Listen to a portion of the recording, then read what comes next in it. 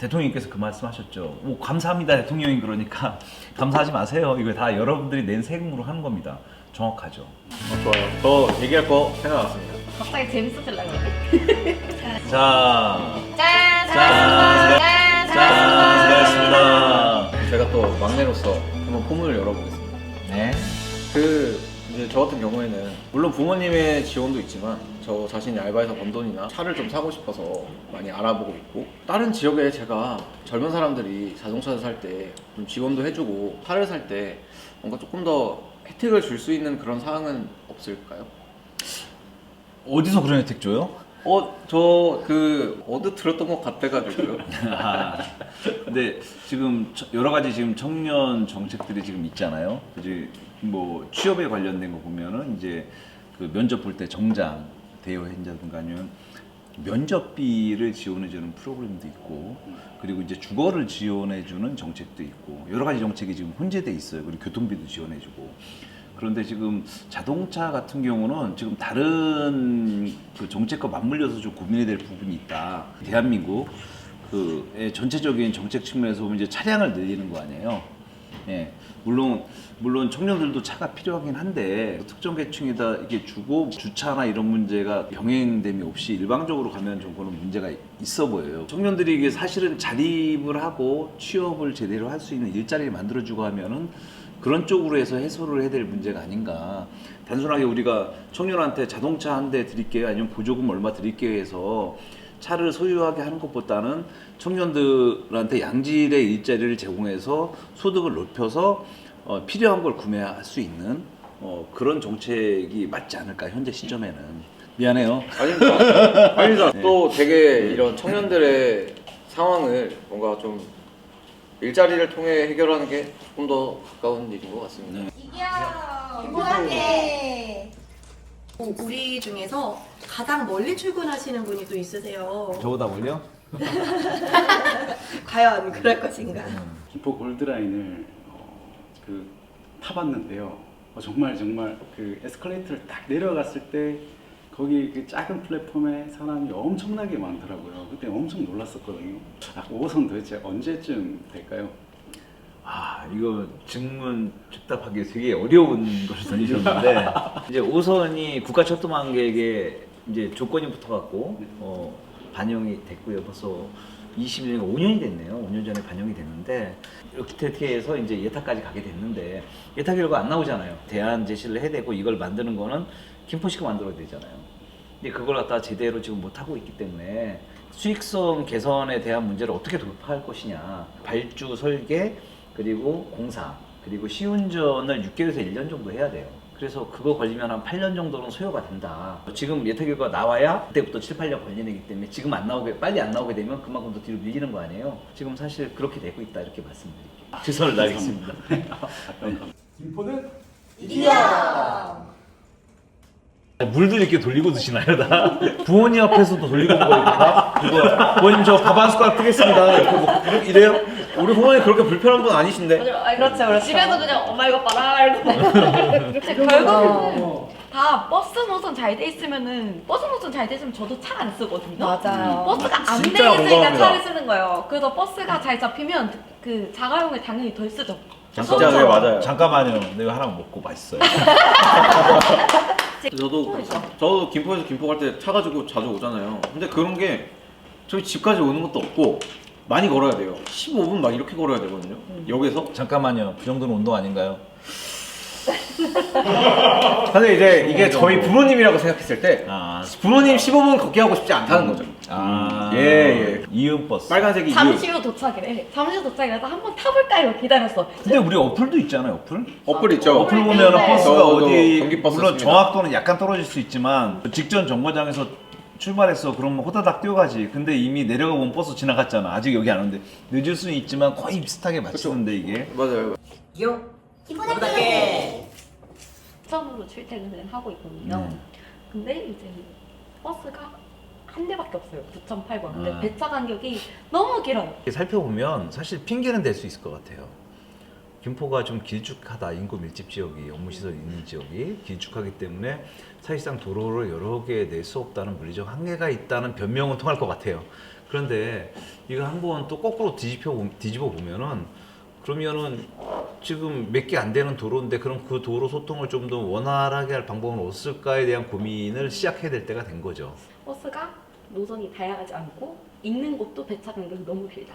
읍면동 지역, 이제 농촌 지역에 가면은 정말 1시간에 한 대, 막 70분에 90분에 한 대 이런 식으로 있어가지고 서울은 준공영제 하잖아요. 우리 경기도는 공공관리제를 하고 있습니다. 비슷하지만 약간 다른 면도 있는데 그 일일 통행 원가가 있어요. 버스 한 대가 하루에 운행하는데 운송 원가가 얼마 들 것이냐라는 걸 따지고 지금 공공버스로 표입된 노선에 대해서는 전액 지원을 해주고 있는 거죠. 사실상 그 운송 원가 버스 한 대가 하루에 운행하고 하는데 기름값이 얼마 들지, 각종 소모품값, 버스의 감가상각비, 인건비, 운영비는 얼마 드는가 따져봐요. 재작년에 보면 80만 원대를 넘었거든요. 버스 한 대가 재작년에 80만 원대, 85만 원 정도 됐던 걸로 기억을 해요. 하루에요? 예, 김포에 있는 전체 버스에 대해서 이제 경기도하고 김포시가 예산을 매칭해서 그걸 채워주는 구조예요. 이게 버스 노선의 정비가 어느 정도 필요하겠다. 읍면 지역 같은 경우에 복지 차원에서 이제 버스 대수라든가 노선을 검토해야 되는 거예요. 교통복지 개념으로 접근한다 그러면은 지금 이 신도시내 이음 버스 있잖아요. 이것처럼 이런 버스를 좀 더 확대할 필요가 있다. DRT라고 있거든요. 수요 응답 포함 버스, 이른바 닉네임 똑버스가 있어요.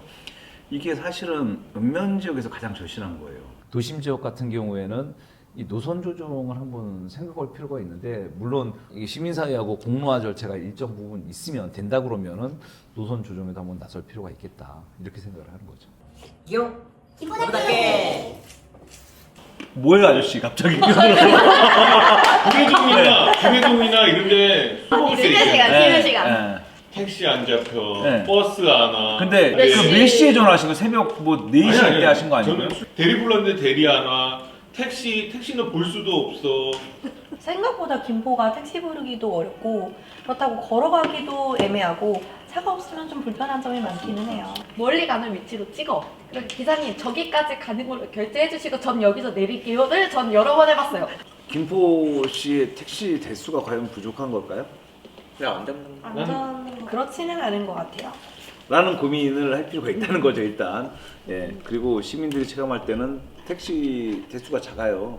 법인 택시를 운전하는 기사님들하고 이제 개인 택시를 소유하신 기사님들이 있는데, 무한정 늘려버리게 되면 이분들한테 아주 큰 손실이 발생할 수 있죠. 그리고 결국은 택시 교통 생태계가 망가질 수도 있어요. 총 대수로 어떻게 결정하냐, 용역을 합니다. 경기도 전체 31개 시군이 있는데 각 시군에 적정한 택시 대수를 산정을 해서 모자라는 데는 채워줘요. 생계가 충분히 돼야 돼요.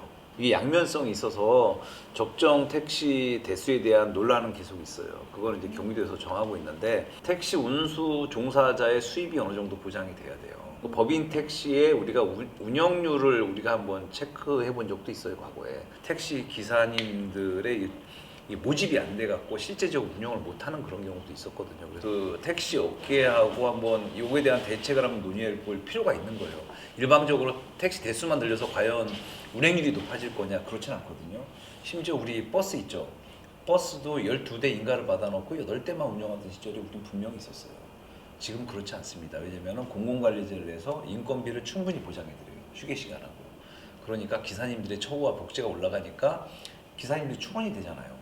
그러니까 버스 운행률이 정상 궤도에 올랐죠. 과거에는 10대 인가 받아놓고 6대밖에 못 돌리고 왜? 기사님이 없는 거예요. 처우가 안 되니까. 지금 달라졌기 때문에 그렇게 회복된 것처럼 택시도 한번 이 업계하고 한번 신중한 진짜 호심탄회한 대화를 통해서 어떻게 할 건지 한번 고민할 때가 지금 온 거예요. 1번 항공기, 여객 항공기, 2번 버스, 3번 도시철도, 지하철 찍게요. 그리고 택시. 이 중에서 대중교통 수단이 아닌 게 있어요. 설마 비행기자 할까봐요? 네, 여기서 사실 택시가 대중교통의 역할을 함에도 불구하고 법적 지위는 대중교통 수단이 아닌 거지. 택시는 별도의 법률과 지원 체계가 있습니다. 김포는 적인 그런 복지가 있고 또 정말 도움이 필요하신 분들을 위해서 선별적으로. 선별적 복지가 있잖아요. 근데 교통 분야에 대해서 한번 생각을 해보면은 기후동행 카드랑 또 K경기 패스라는 게 또 있더라고요. 저 네, 쓰고 있습니다. 쓰고 있죠. K패스 쓰고 있습니다. 아, 저도 KPS KPS 쓰고 있어요. 세표 기후동행 카드가 또 연계가 되다 보니까 이제 김포 시민들도 어떤 게 좀 더 나한테 이득인가 이런 것들을 좀 많이 헷갈리는 것 같아요. 미세한 차이가 있어요. 근데 기본적으로 우리가 교통 복지 차원에서 접근하는 건 똑같다고 봐요. 경기권에서 출퇴근을 서울로 하시는 친구들은 KPS가 좀 더 유리할 수 있다. 물론 비교해 보시면 돼요. 그런데 저는 그냥 그 기후 동행 카드만 적용되는 그런 출퇴근을 하고 있습니다. 그러면 본인이 선택을 하시면 되는 문제거든요. 경기도에서 이제 한쪽에 그걸 갖다 도입을 안 하겠다고 하는 데도 있는데, 그 문제는 이제 이 시 집행부가 면밀히 봤어야죠. 왜냐하면 특정 시군의 주민들이 그 혜택이 사라짐으로 해서 소외가 되는 거거든요. 그리고 또 특정 시군에서는 아예 지역화폐도 지금 발행을 안 하고 있는 데가 있어요. 그러면서 뭐 여러 가지 명분을 대겠지만, 그러면 특정 지역의 시민들만, 기주한테 시민들만 지역화폐 혜택을 못 보는 거 아니에요. 근데 사실 지역의 화폐라는 것이 소상공인과 우리 같은 서민을 위한 거잖아요. 꼭 필요한 제도인데, 여기서 다른 분야에서 좀 예산을 줄이고 아껴서 이런 데서 좀 확대를 해주면, 지역화폐로 결제를 하게 되면 일반 카드 결제와 다르게 수수료가 매우 낮습니다. 소상공인한테도 오히려 이득이에요. 골목골목에 있는 그 골목상권들, 이분들을 갖다가 살리기 위해서 또 추진하는 게 지역화폐이기 때문에 각종 복지 혜택들 있잖아요. 이런 걸 좀 더 지역화폐로 좀 더 집어 넣어주면 좋겠다. 왜냐면은 소상공인하고 서민한테 계속 보급이 혜택이 가기 때문에 오히려 좋은 거 아니냐. 그리고 이분들이 소득이 높아질 거 아니에요. 유인이 많아지면. 그럼 또 세금도 더 자연스럽게 잘 내고 더 많이 또 매출이 일어나기 때문에 그걸 또 다시 또 시민한테 돌려주는. 대통령님께서 그 말씀하셨죠. 감사합니다 대통령님. 그러니까 감사하지 마세요. 이거 다 여러분들이 낸 세금으로 하는 겁니다. 정확하죠. 이쁘게 그 중장기 대책을 세운 걸로 알고 있는데 그건 어느 정도 추진이 되고 있는지 혹시 알 수 있을까요? 순간 혼잡률이 뭐 250%, 80% 같다는 얘기까지 나온 거 보니까 뭐 여러 가지 뭐 대안도 나오고 이렇게 하면 될 것이다 하는데, 사실은 5호선의 조기 확정하고 착공 개통밖에는 사실은 현실적으로 중장기적 대책은 그게밖에 없는 게 지금 현실이에요. 지금 물론 또 골드라인을 추가 증차를 지금 발주를 해놨거든요. 오면 편성당 그 간격이 줄기 때문에 효과는 좀 있어 보여요. 그런데 우리가 김포를 공간적으로 또 다시 돌아보면 북변지구가 있죠. 지금 입주하고 매천세대가 되는데 입주하죠. 그리고 풍무 역세권이 있습니다. 개발이. 거기서 또 4, 5천 세대 입주하고, 시내폴리스 또 분양했잖아요. 그러면은 10,000세대 정도가 입주하게 되는데, 그럼 10,000세대면은 얼마큼의 지금 우리 생활 인구가 있겠느냐 상상해보면 골드라인 이용 계획이 그만큼 더 늘 수밖에 없다. 그래서 이거는 그럼 또 다른 대안을 한번, 그 5호선 그 개통 전까지는 또 다른 대안도 우리가 한번 고민해야 된다. 저는 버스 중앙차로제까지 고민해야 되는 거 아니냐. 물론 다소 승용차를 가지고 출퇴근하신 분들은 상당히 힘드시겠죠. 근데 골드라인 혼잡도를 갖다가 5호선만 기다리기에는 좀 그렇다. 그래서 버스 중앙차로라든가 아니면 또 다른 특단의 대책을 우리가 고민할 때가 같다. 이렇게 보는 거죠.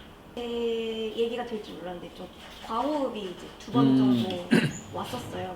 누워있다가 가라고 한 30분 누워있다가 가고 그랬거든요. 물 마시면서. 한 명씩은 꼭 사실 골드라인이 2장짜리 경전철이잖아요. 이게 서울 도시철도처럼 중전철로 들어왔으면 이런 문제 발생 안 했겠죠. 이게 골드라인 자체가 지금 수송 능력이 말도 안 되게 떨어지기 때문에, 그러다 보니까 버스를 갖다 연계를 해도 골드라인 타게 되면은 또 그런 문제가 생기는 거고, 그러니까 버스가 그러니까 이렇게 분산 배치가 되는 거예요. 그래서 출퇴근 시간에는 한정면허라든가 다른 제도를 한번 생각해야 될 필요가 있어요. 골드라인이 이게 지금 대동맥 역할을 못하면서 여러 가지 실핏줄이 별도로 지금 가야 되는 상황이잖아요. 곳곳에서 이런 시민 불편이 지금 벌어지고 있다고 생각을 하는 거죠. 이쁘게 다른 나라의 모 도시에서는 이미 자율주행 버스가 운행 중이라고 하는데 우리 김포도 좀 그런 시대가 언젠가는 오지 않을까요? 지금 우리가 자율주행 버스 보면 되게 딴 나라 얘기 같잖아요. 기포 시민이 볼 때. 저는 자율주행 버스 타봤어요. 경기도가 운행 중인 게 있어요. 그리고 제가 탔을 땐 시범 탑승이라 그런지 몰라도 기사님이 운전하지 않으세요. 핸들을 놓고 계세요. 위급 상황에만 이렇게 대처하려고 하시고, 기술이 일정 부분 상용화 돼 있거든요. 지금 우리는 그 인프라가 돼 있다. 경기도 자체에서도. 그래서 우리 김포시가 사업 선정을 위한 약간의 예산 투입과 있으면 김포시도 가능합니다. 이게 먼 얘기가 아니라는 거예요. 지금 이미 하고 있어요. 그래서 김포도 이런 플랫폼 같은 경우는 이제 한 가지 우리가 생각해야 될 부분들은 이거에 대한 그 무인 버스나 여기에 대한 그 자율주행 버스에 대한 이거에 대한 시민 공감대나 여기에 대한 게 어떻게 될지 그걸 한번 공론화관점 한번 거치면 되죠. 저는 아주 대찬성이라고 봅니다. 특히나 그 산업단지 지역에 이제 도로가 정형화돼 있잖아요. 이런 지역이라든가 아니면 도시 순환 그런 데서는 아주 유효할 거로 봐요. 우리 오늘 이렇게 만나가지고 진짜 너무 재밌게 얘기 나눈 것 같아요. 우리 다음에는 또 궁금한 거 또 있을까요? 아니요. 솔직한 마음이 나와버렸지만 우리 청년들이 모인 김에 일자리 문제도 좀 많이 궁금한 게 있을 것 같거든요.